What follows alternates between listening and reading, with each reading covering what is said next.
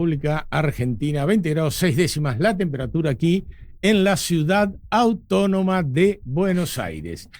Y bueno, nosotros te prometimos un invitado especial. Sí, es un analista geopolítico de primerísimo nivel que tiene nuestro país. En este momento lo vamos, entiendo que ya está en línea y es un placer tener a Cristian Lamesa desde la ciudad de Moscú en nuestro querido programa. ¿Cómo estás, Cristian? Muy buenas Hola, tardes para Fernando. vos. Un placer estar con vos y con tu audiencia. Bueno, Cristian, bueno, pasa de todo ahí donde vos estás.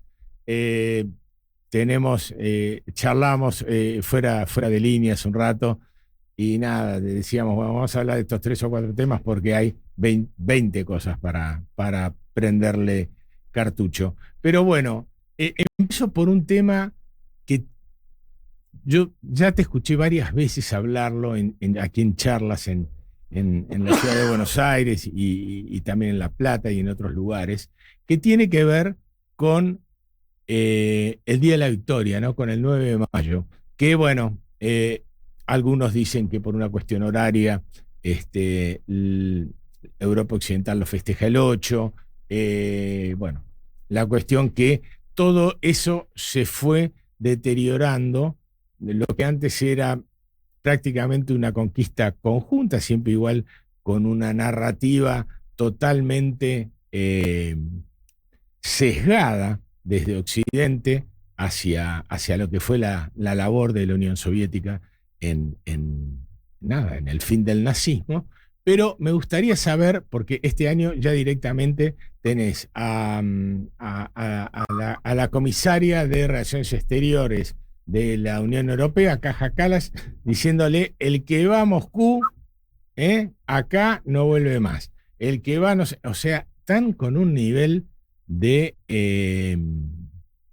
no sé, de agresividad hacia algo que no se condice con lo que fue la realidad de aquel momento. Y me gustaría, nada, empezar con eso, con tu mirada de qué 9 de mayo, qué día de la victoria se viene ahí en la ciudad donde estás residiendo en este momento.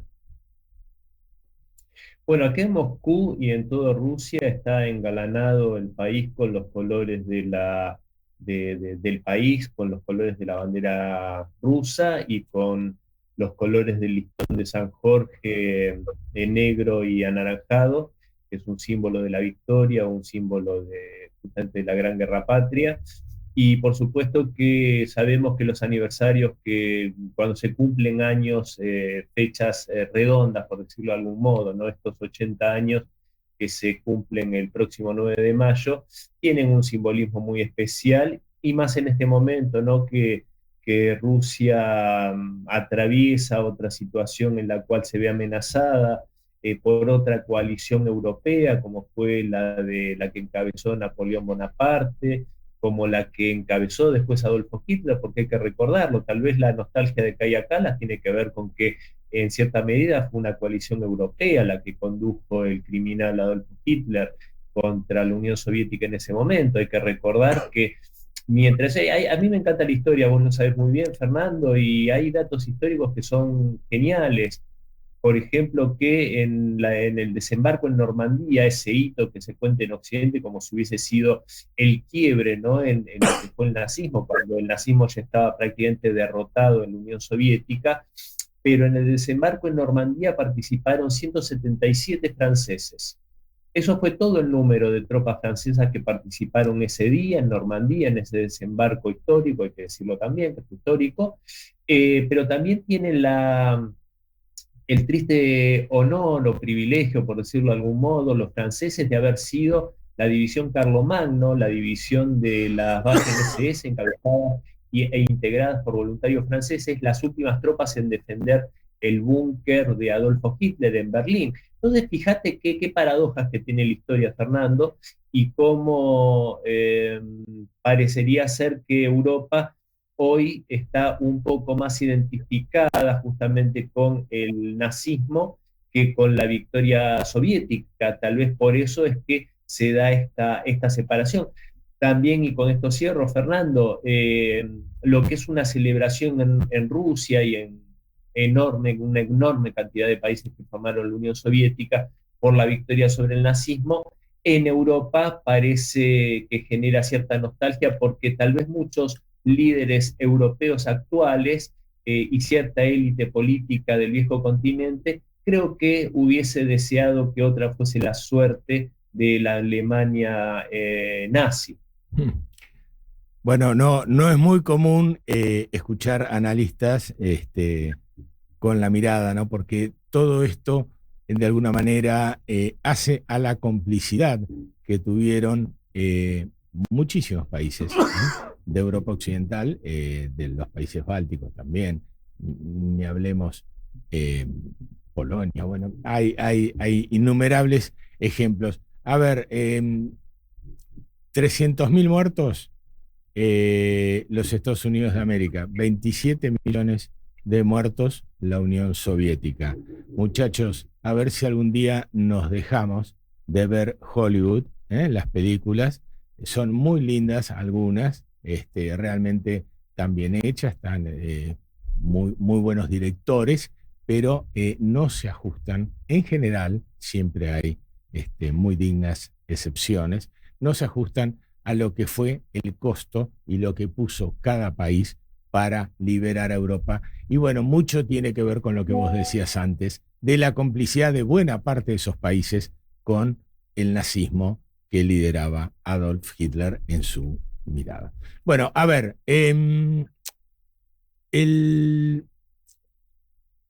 bueno, muerte del Papa Francisco en Roma. Obviamente Vladimir Putin manda una delegación, entiendo que mandó a su ministra de Cultura, en representación de la Federación de Rusia, como enviada.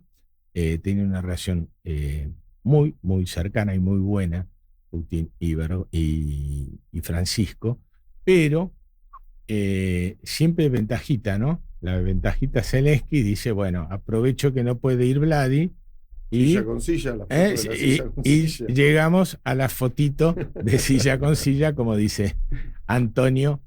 Y me gustaría saber, ¿qué se dijo en Moscú? Porque están, primero que le había dado para que tenga Putin, Trump a Zelensky en los días previos. Y de repente el silla con silla puede o haber seguido eso con cara de póker o quizá Zelensky intentando alguna de sus trampitas como hace habitualmente cada vez que le sale, ¿no? Porque en el Salón Oval no le salió muy bien, pero bueno, a veces como buen actor siempre todo el mundo tiene unos minutos de gloria, ¿no? Sí, a ver, ahí en el Vaticano, por supuesto que como vos decís, Zelensky buscó aprovechar la situación, aunque en un primer momento había dicho, lo cual era por supuesto un desaire importante para el presidente de Estados Unidos, que tenía muchas ocupaciones y que no podía ir al Vaticano, también siendo esto un desprecio a la memoria del Papa Francisco.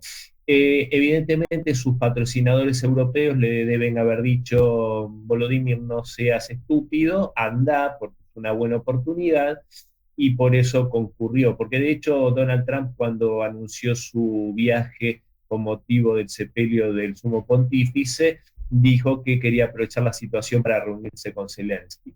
Dicho esto, esta reunión dejó bastantes cosas interesantes, algunas otras incógnitas.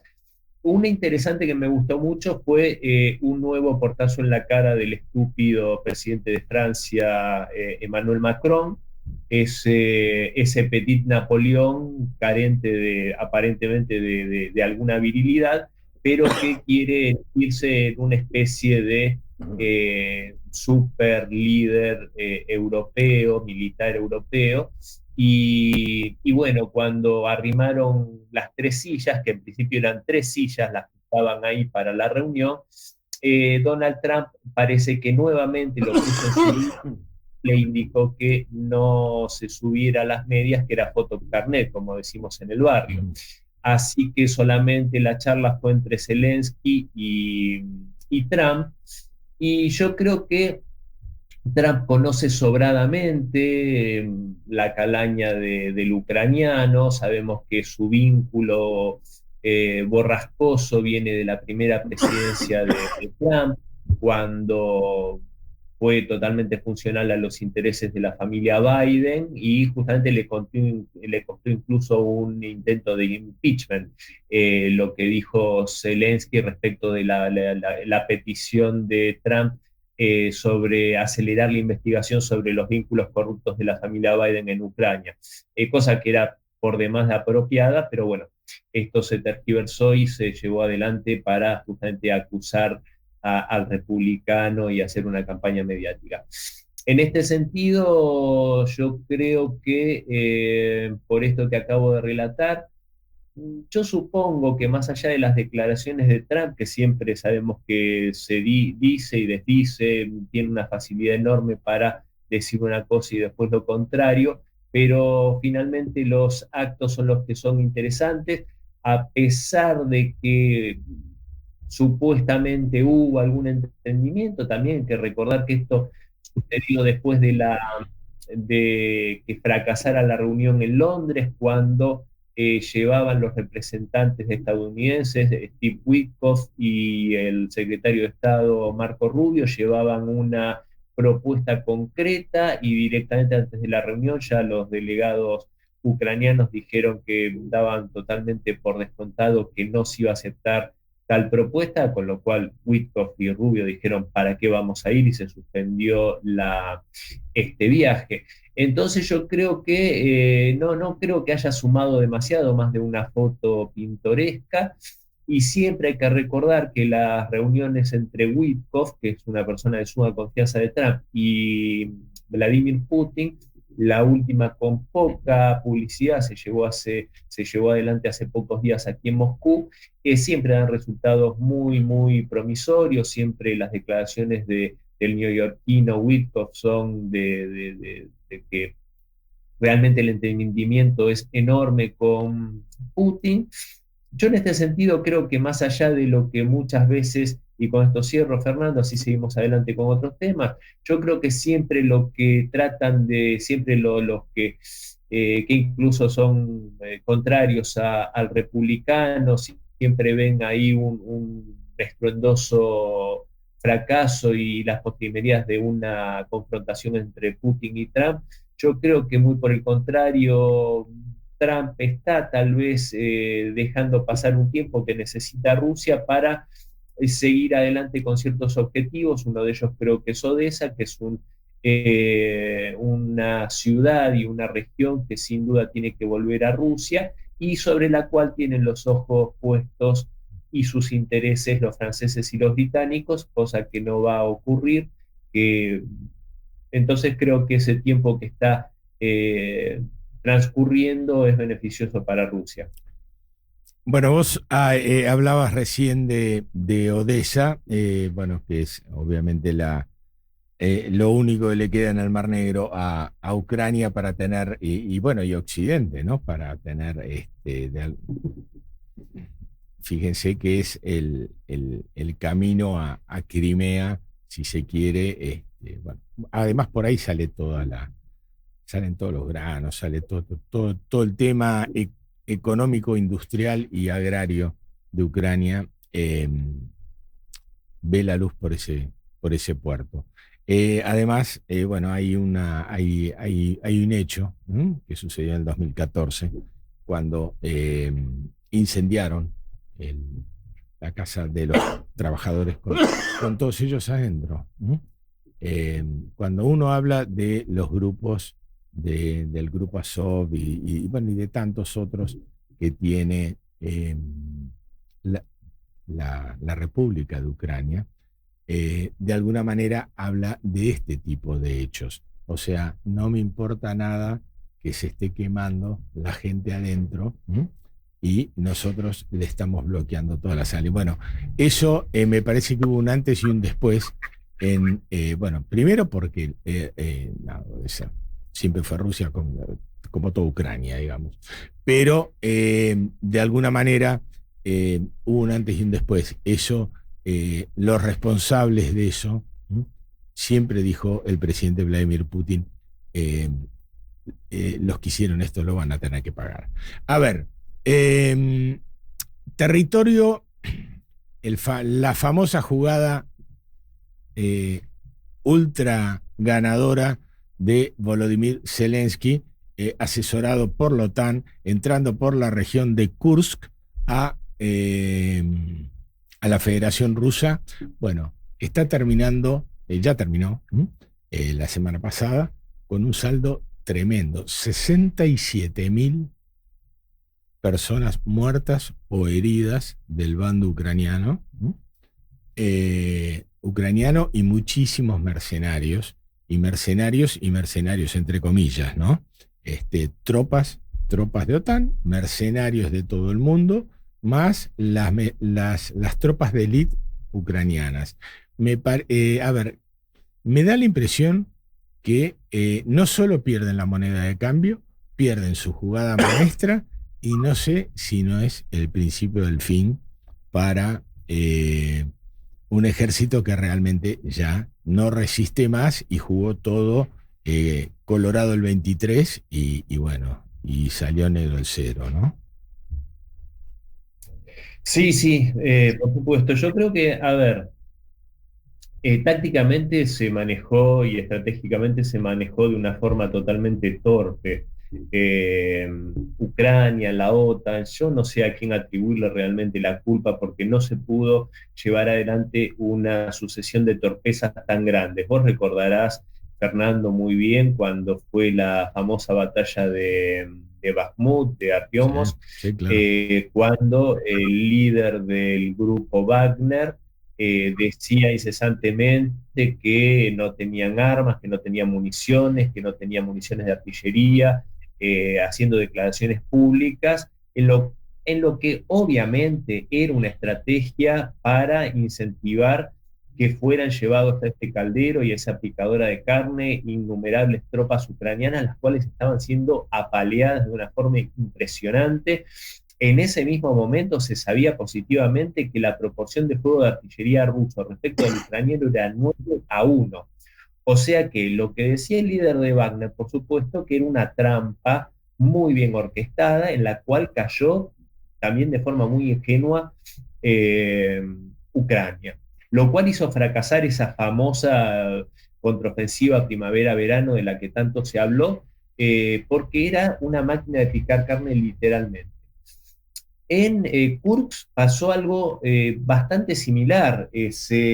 Incluso se mandaron, vos lo decías muy bien, las fuerzas de élite, los peores y más despiadados comandos ucranianos ultranacionalistas, pero los más, del mismo modo que digo, los más aberrantes y los más crueles, también los más preparados, los más entrenados por la OTAN, y se los mandó, se los sacó, se debilitó el frente en otras regiones, en el sur y en el este ucraniano, y esto, por supuesto, abonó una permanente conquista por parte de Rusia de nuevos frentes, y no se hizo más que un caldero ahí en Kursk, donde, como vos muy bien reflejabas estos números, se eliminó lisa y llanamente a las tropas tal vez más preparadas de Ucrania, cayendo nuevamente en una trampa muy bien orquestada por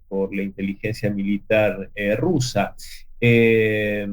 Esto obviamente con unas fuerzas armadas ya sumamente debilitadas. Hay que recordar que se estima en 1 millón de muertos, ya superando ese número por parte de las fuerzas armadas ucranianas. Estos son números tremendos, o sea, desde la Segunda Guerra Mundial creo que no vemos esta cantidad de bajas militares, que contrastan fuertemente con las bajas civiles, que siempre son lamentables, pero hay que decir que los ataques rusos muestran una precisión tremenda buscando minimizar a la mínima expresión las bajas justamente civiles ucranianas, porque hay que recordar que son pueblos hermanos. Pero bueno, en este contexto, por supuesto que ya el fin es inminente, porque lo único que les queda es apelar a esas imágenes que vemos en videos que son desgarradoras, como llevan a la fuerza y meten en estas camionetas los reclutadores ucranianos a jóvenes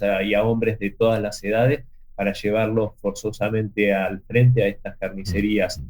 Así que, y lo de Kursk fue ni más ni menos que eso. Y por supuesto que si querían utilizarlo como moneda de cambio, una torpeza enorme, porque obviamente nunca se podía suponer que se iban a hacer fuertes y que iban a lograr dominar ese territorio ruso, sino que justamente lo que se hizo fue embolsarlos y apretarlos.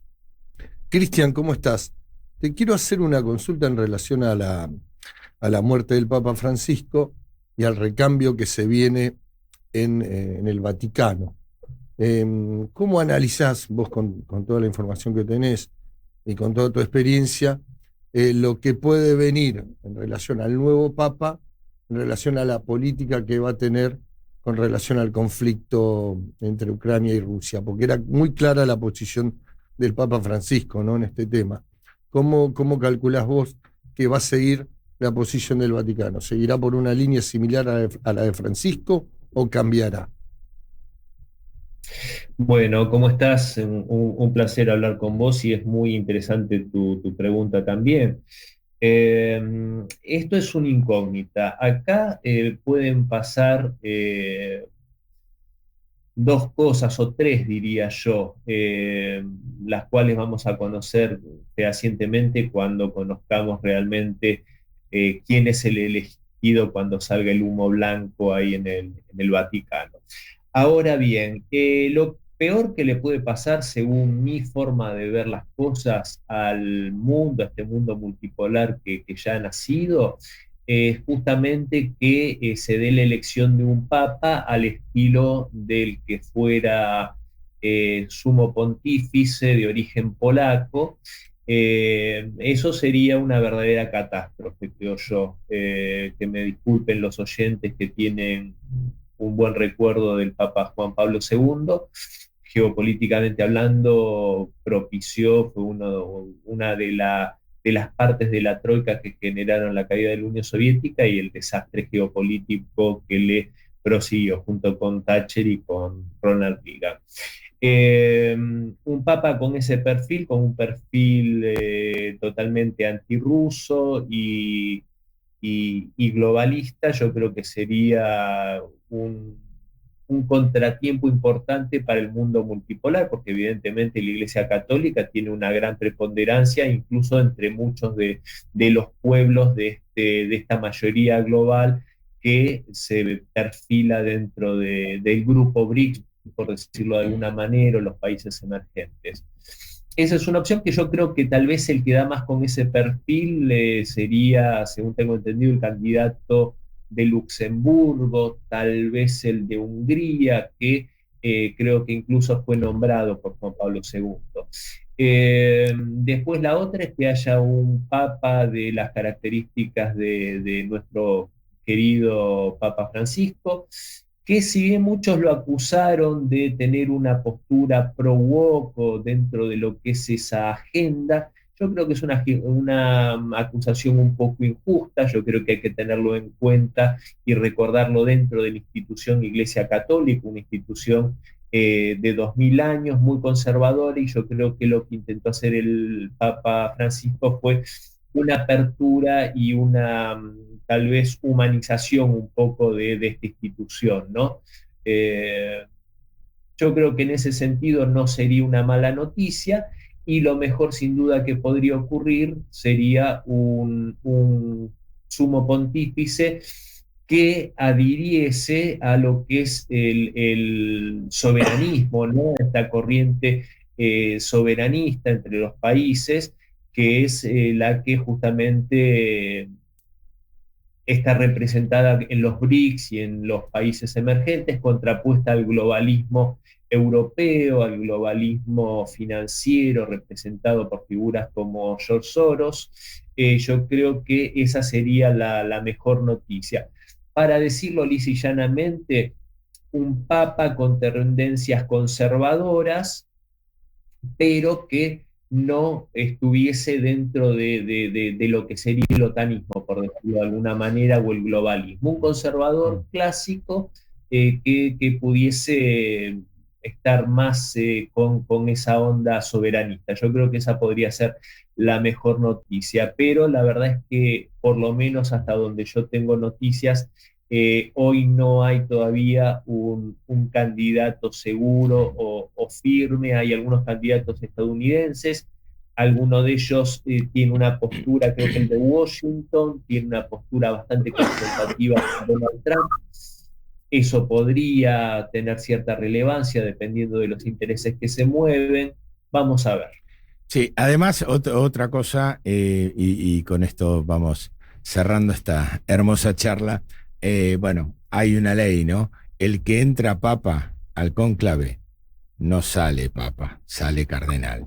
Así que lo mejor que te puede pasar es que no te nombren entre los favoritos, porque, y bueno, y después, sí, concuerdo, coincido contigo más o menos en esas tres líneas. Soberanismo, volver a los pobres, la iglesia es de todos. Esa es la parte donde algunos que le critican la parte woke a Francisco, yo creo que se equivocan, porque la iglesia que siempre fue, que expulsaba, que no ponía la mirada sobre muchísima gente que realmente carecía absolutamente de todo. Bueno, la iglesia de Francisco, por suerte, en ese punto los trató de meter a todos adentro y dijo, esto es de todos, muchachos, después vemos cómo lo arreglamos, pero no lo arreglan solo los que tienen poder y dinero. Cristian, la verdad que un placer, como siempre, charlar contigo. Bueno, seguramente ya me la veo venir después del Día de la Victoria, cuando apenas pase ese día, o quizá antes para los preparativos, pero bueno, va a ser un día muy importante para todos nosotros, sabemos que para vos también, y bueno, va a ser un placer tener todo lo que allí acontezca de primera mano por un argentino, ¿no? Uno de los nuestros está allá. Sí, cómo no, Fernando. Quiero agregar una cosa, 10 segundos, respecto de nuestro Papa Francisco, que siempre se opuso a las guerras y siempre tuvo un vínculo muy, muy especial con Rusia y con el presidente Putin, y ese vínculo no varió pese a toda la rusofobia. Creo que incluso el presidente Putin tuvo unas palabras muy, muy bonitas con el recuerdo de nuestro Papa Francisco. Y respecto a lo otro, por supuesto, este año me doy ese gusto de estar el 9 de mayo acá, en esta fecha tan importante. Voy a estar en la Plaza Roja, destacado con la gente de RT. Así que bueno, por supuesto que contás conmigo, cuentan conmigo para hacer una crónica desde acá, cuando quieras. Sabes que para mí es un gusto y un privilegio charlar con vos y contar con tu amistad, así que por favor, cuando quieras, sabes que acá siempre hay un sí para charlar con ustedes. Un abrazo grande, Cristian. Hasta la próxima. Abrazo grande. Bueno, 13 horas, 2 minutos apenitas pasados. Bueno,